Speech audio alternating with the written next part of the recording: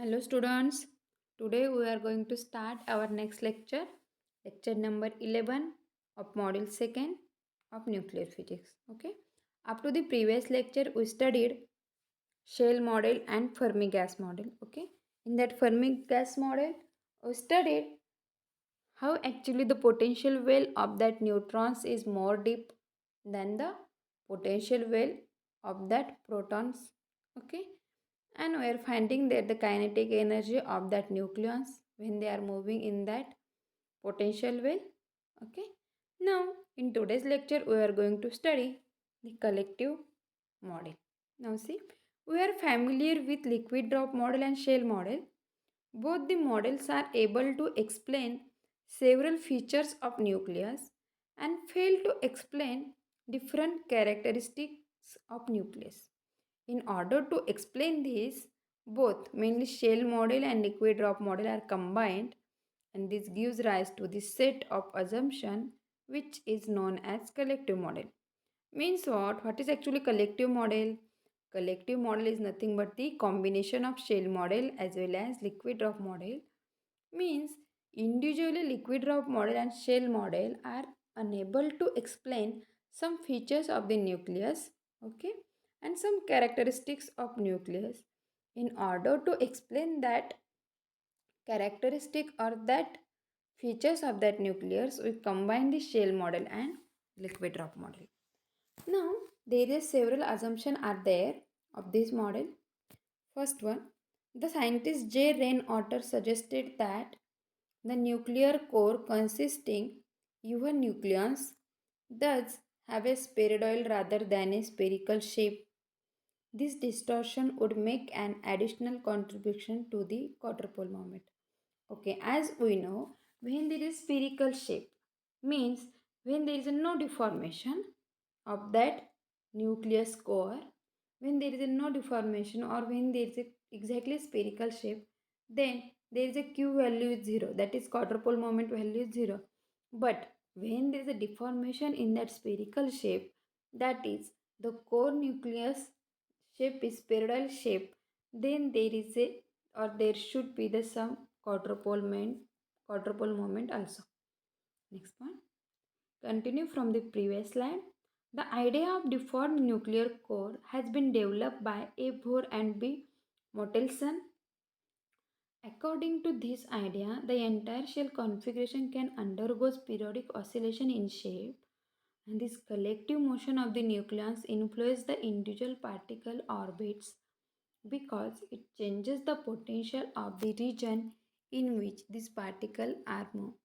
This is most important point that when there is a deformation of that spherical shape of that nucleon's core or nucleon's inner core, then it's said that there is a periodic oscillation of that cell configuration. Means what is cell configuration? When we are writing the configuration of neutrons and protons, that cell configuration when oscillate in that periodic oscillations, then that periodic oscillations gives an influences to the individual particles orbits, okay, means neutrons and protons orbits, because there is a changes in the potential, because of that the deformation is happening or because of that the periodic oscillation. Due to this, nuclear energy scheme is modified. It corresponds to rotational, vibrational and electronic energy. E vibrational, E rotational plus En.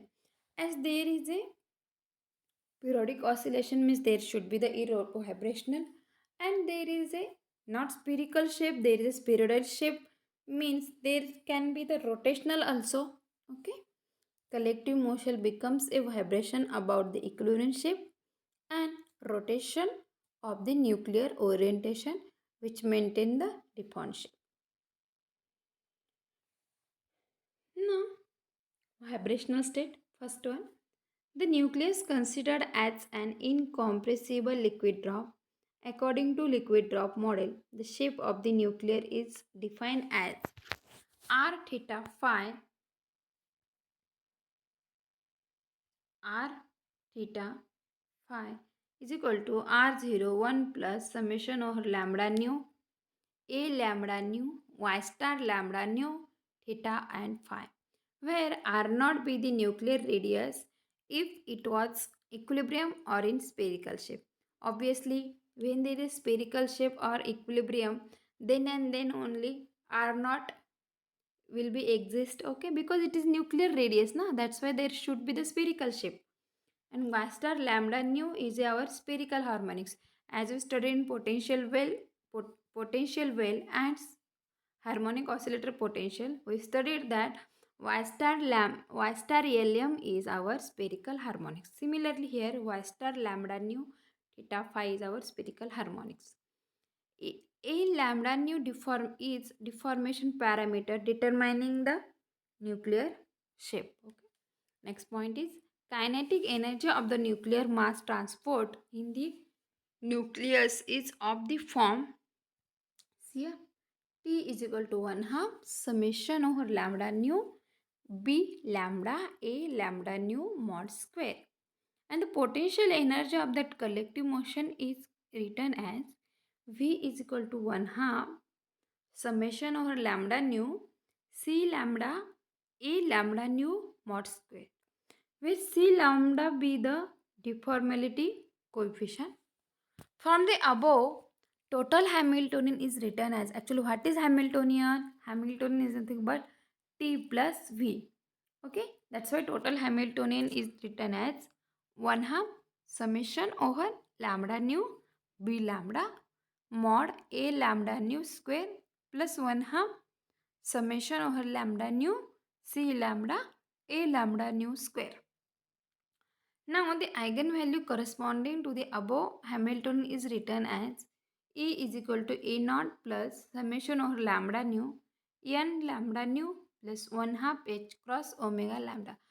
Actually, this n plus half h cross omega is nothing but the eigenvalue of the harmonic oscillator potential. Okay, means as there is harmonic oscillator potential or harmonic oscillations, then and then only this eigenvalue will be exist. Okay, that's why that nucleons or that shell configuration periodic oscillation influence the nucleons motion also. Okay, that's why there is a n plus half h cross omega energy. Now continue from the previous slide. With lambda be the angular momentum quantum number, it takes certain value according to deformation in nuclear shape. Lambda is equal to 0. Then when lambda is equal to 0, radial vibration without change of shape and nucleus is having monopole.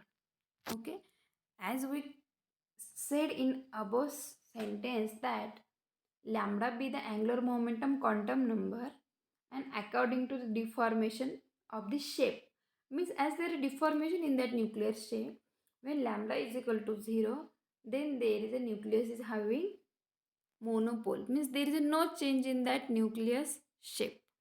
When lambda is equal to 1, there is a deformation is produced and it exhibits dipole. Okay, and when lambda is equal to 2, nuclear shape changes from prolate to oblate and back again and it exhibits quadrupole moment.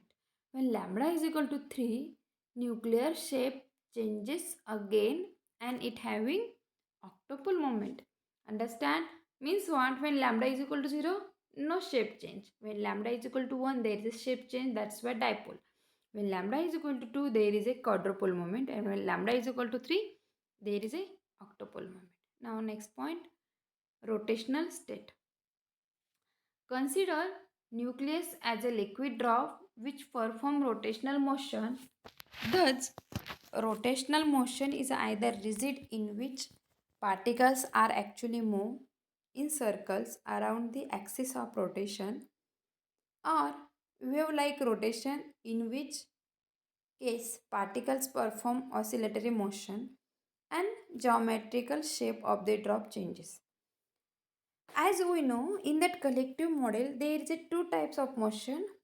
Either one is a periodic oscillatory motion and there is a rotational motion also. But when there is a rotational motion, then that the different particles are actually move in the circles around the axis of rotation. Okay, means if this is axis of rotation, that particles are move in this circular form around this axis of rotation. Now, when there is a periodic oscillatory motion or oscillatory motion, then there is particles can perform oscillatory motion and its geometrical shape will change. Now, next point, if we consider nucleus is rigid structure and the energy associated with with rotation is purely kinetic energy is given by E is equal to 1 half xi naught omega square, where xi naught be the moment of inertia of rotating rigid nucleus. But rotational motion is of a form intermediate between rigid rotating and wave-like surface of the constituent particle. That's why energy value of such rotation of the nucleus is given as there is a rotational motion as well as oscillatory motion. That's why the eigenvalue equation for that rotation of that nucleus is given by E is equal to h cross square divided by 2 xi naught I into I plus 1 minus b I square I plus 1 whole square. What is I? Here I is nothing but the total angular momentum of that nucleus. Continued from the previous slide. Thus, we see that collective model is quite successful in interpreting the pattern of excited state of even nuclei with the help of collective model. Merits of the collective model.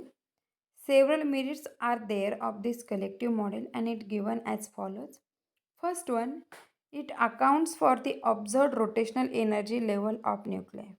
Okay, means up to the collective model we will not predict any rotational energy of nuclei.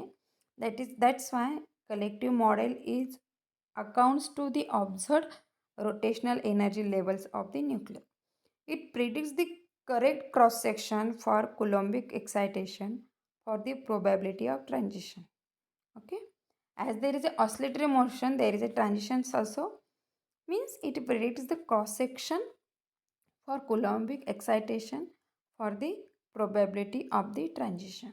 It explains consistently several other nuclear properties as magnetic moments, high electric quadrupole moment, and isomeric transitions also.